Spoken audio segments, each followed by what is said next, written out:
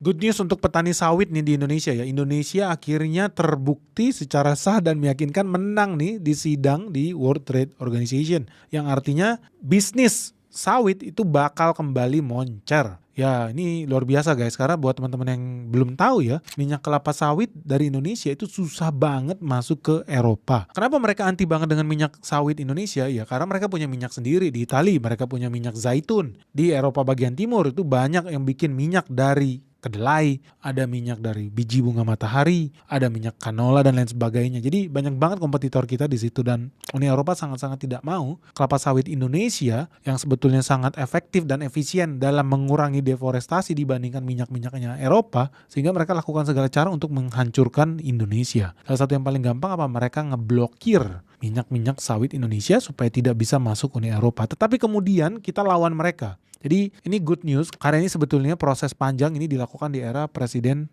Jokowi. Jadi ini prestasinya Presiden Jokowi yang punya nyali untuk melawan Uni Eropa. Tumben-tumbenan nih Indonesia bisa punya nyali membela petani sawit ya di Indonesia. Gimana sih duduk kasusnya, perkaranya seperti apa, dan kenapa kemudian gue jadi sangat pede nih dengan bisnis sawit. So Indonesia itu menang nih gugatan di pengadilan WTO melawan Uni Eropa perkara sawit. Nah kita menang nih, diskriminasi sawit itu berhasil kita taklukkan. Jadi Indonesia menang di pengadilan soal minyak sawit dan menang soal biofuel yang mengandung sawit. Kalau di Indonesia setara biosolar lah. Yang intinya apa? Ya mereka juga nggak mau Indonesia itu punya kekuatan di bidang energi, kedaulatan energi. Karena di sini kita bisa bikin solar yang dicampur dengan minyak sawit. Nah kalau solarnya udah dicampur dengan minyak sawit dan harus masuk ke Uni Eropa itu punya kebijakan wajib disubsidi.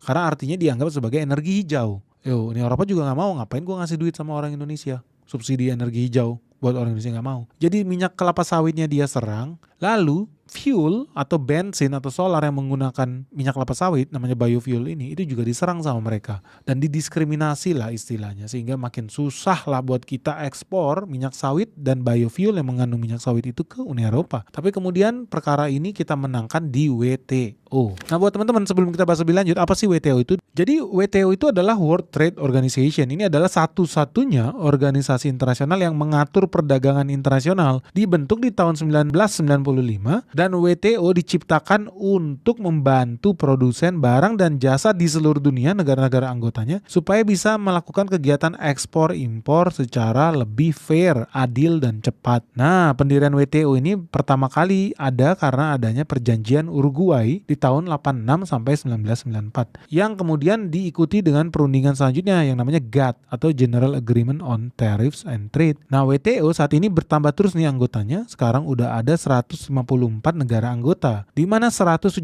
diantaranya merupakan negara berkembang atau wilayah dengan kepabeanan yang terpisah. Nah, negara-negara WTO yang kamu kenal itu ada banyak sebetulnya, seperti Amerika Serikat, Australia, Belgia, Jerman, Jepang, Hong Kong, India, Indonesia, Perancis, dan Singapura. Nah, dari sini teman-teman udah tahu ya, so negara-negara anggota WTO ini kalau mereka konflik, gue gak setuju lu ekspor gula kemurahan, gue gak setuju kok gue mau ekspor jagung dikasih tarif biaya masuknya mahal, gue gak setuju nih sama Indonesia nih, Harley Davidson kalau gue ekspor ke Indonesia kok harganya bisa naik 2 kali lipat. Nah itu mereka dikasih forum sendiri buat saling menyelesaikan konflik perdagangan ini. Di mana? Yaitu di WTO. Jadi negara-negara ini sama kayak lu kalau lu berantem sama tetangga lu, selesaikan konfliknya di pengadilan. Nah ini WTO ini kalau lu ada konflik dagang hubungannya dengan kebijakan pemerintah, selesainya di mana? Selesainya di WTO. Nah kasus ini bermula di bulan Maret 2019 ya. Jadi Komisi Energi nih di Uni Eropa itu membuat peraturan bahwa minyak sawit tidak lagi diakui sebagai bahan bakar nabati di Eropa. Dan beberapa bulan berselang di bulan Juni 2019, Uni Eropa akhirnya sepakat untuk secara bertahap mengurangi penggunaan minyak sawit untuk biodiesel hingga 2030.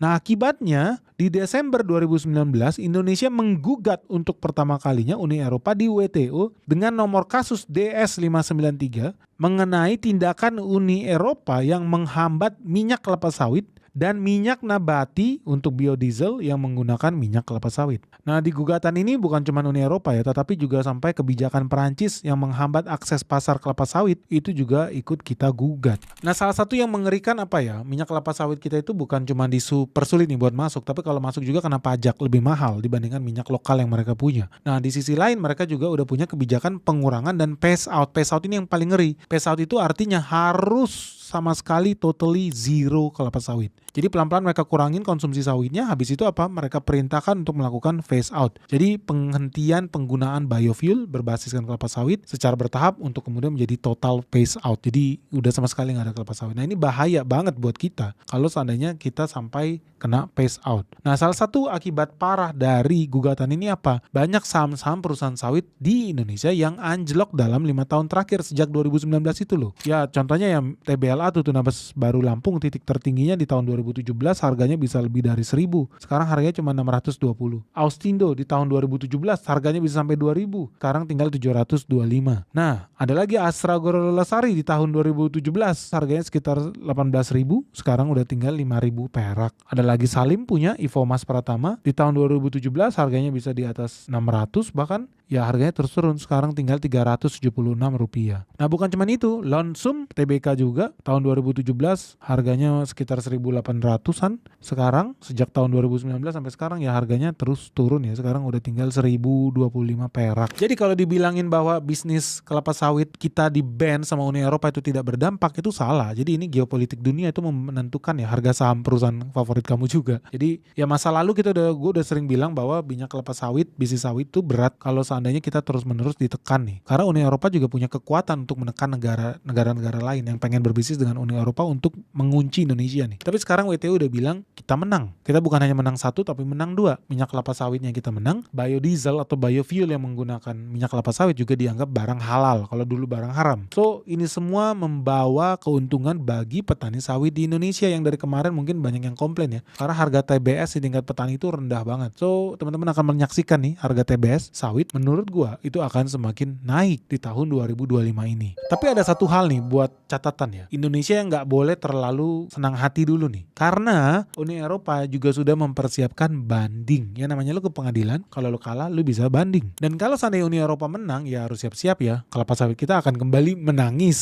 seperti yang udah dari 2019 sampai sekarang. Ya harga sahamnya ancur-ancuran. Tapi I think yang namanya WTO itu sidangnya nggak cepet guys. Bisa it takes years. Bahkan ada beberapa kasus yang lebih dari 5 tahun baru diketok palu. Jadi kalau seandainya kita menang sekarang kita bisa nikmati itu lebih awal sambil menunggu putusan banding di tingkat yang selanjutnya. Nah di sisi lain ya Indonesia juga nggak boleh terlalu keras nih tingkat banding. Kenapa? Karena sebetulnya Indonesia itu lagi masuk dalam ronde ya berikutnya dalam tahapan negosiasi CEPA. CEPA ini adalah Comprehensive Economic Partnership Agreement yang intinya negara-negara anggotanya itu pengen meningkatkan perdagangan dan investasi mereka makin erat lagi, makin solid lagi, jadi mau membangun kemakmuran nih di negara-negara anggota CEPA yang salah satunya tentu adalah Indonesia dan Uni Eropa di sana. Jadi kalau Indonesia terlalu kasar mainnya, siap-siap juga bisa dapat serangan yang di CEPA. Tapi ada salah satu keuntungan juga sih buat kita kalau seandainya kita tetap mau ngotot nih, kita punya senjata yang lebih hebat karena ternyata Indonesia survive guys dari 5 tahun yang lalu 2017, 2019 digempur sampai sekarang. Ternyata Indonesia berhasil melakukan diversifikasi, kita tidak mengandalkan pasar Uni Eropa. Karena berdasarkan data kamu bisa lihat di layar kaca, tujuan utama minyak sawit Indonesia itu bukan ke Eropa tetapi ke Cina. Jadi best friend kita itu Cina. Jadi buat petani-petani sawit nih, gue suka jengkel kayak anti Cina banget gitu loh. Sebel banget sama si Jinping. Gue bilang lu gila apa? Yang beli minyak sawit lu itu bukan orang bule. Yang mau menampung minyak sawit Indonesia, nyawa petani kelapa sawit di Indonesia itu ada di China. Jadi lu punya kewajiban untuk mencintai Republik Rakyat Tiongkok karena ujung-ujungnya yang belanja paling banyak minyak kelapa sawit di Indonesia ya RRT, suka nggak suka. Baru di bawah Tiongkok, China itu ada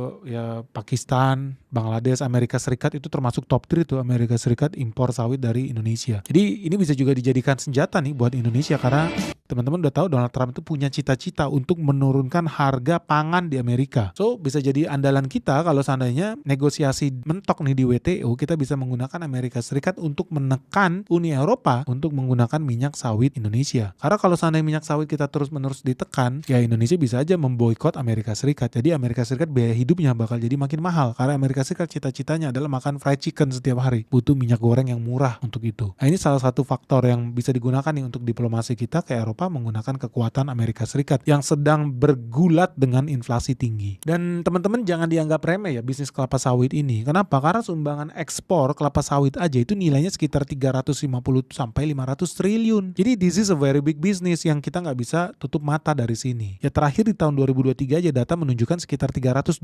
triliun itu adalah nilai ekspor kelapa sawit Indonesia. Jadi kalau dibilang bisnis kelapa sawit adalah bisnis yang kecil, enggak. Bisnis kelapa sawit itu sangat besar dan sangat berdampak bagi perekonomian Indonesia. Kalau banyak negara-negara yang ngeblokir kita, ya harus siap-siap keok, bukan hanya petani sawit tetapi negara juga. Karena negara membutuhkan devisa dari ekspor sawit kita. Nah, teman-teman, jadi di sini kita membawa kabar baik nih buat para teman-teman petani sawit dan investor sawit yang ada di Indonesia, tetapi ingat PR-nya masih banyak. Yang kita menangin itu cuma satu dari sekian banyak gugatan yang ada di WTO. Jadi kita gugat di 2019 dan sekarang kita menang, 2025 baru menang. Selain itu masih ada gugatan lain yang berhubungan dengan kebijakan hilirisasi industri di Indonesia. Jadi masih ada kasus nikel, larangan ekspor nikel, itu kita digugat di WTO di tahun 2019.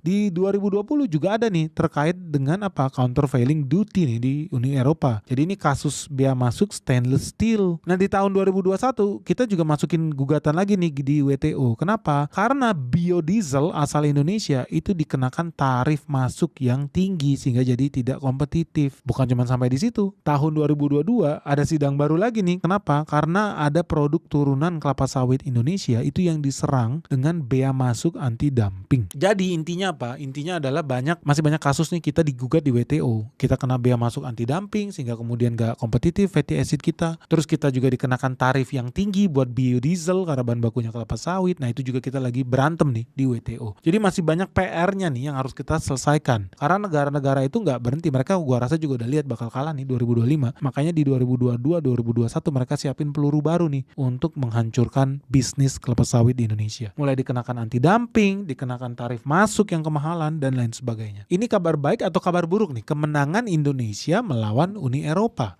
Dan ini kemenangan yang pertama, gua harap bukan menjadi satu-satunya karena masih banyak lagi yang harus kita lawan. Tadi ya ada bea masuk, tarif masuk, dumping lah, kita dituduh dumping produk kelapa sawit kita sama mereka. Jadi kalau menurut gue ini personally ini kabar baik, tetapi menurut kalian sendiri pelaku usaha petani kelapa sawit ini bisa membantu nggak ya petani kelapa sawit untuk bisa mendapatkan harga yang lebih bagus lagi, karena makin besar nih peluang kita bisa ekspor ke negara-negara barat. Karena minyak kelapa sawit kita suka tidak suka lebih kompetitif, lebih sehat dibandingkan seed oil yang mereka punya. Minyak canola lah, biji matahari dan segala macam yang sangat-sangat berbahaya bagi kesehatan. So bagaimana nih menurut kalian semua? Gimana sih prospek bisnis kelapa sawit dalam 5 tahun ke depan? Semakin baik kah atau justru semakin menegangkan nih? Ditambah lagi guys, kan lu tahu ya Amerika punya presiden baru yang nggak hijau-hijau banget, yang hobinya bukan menanam pohon dan peluk-peluk pohon. Menurut lu tuh bisa bawa hal angin segar nggak sih buat perekonomian Indonesia?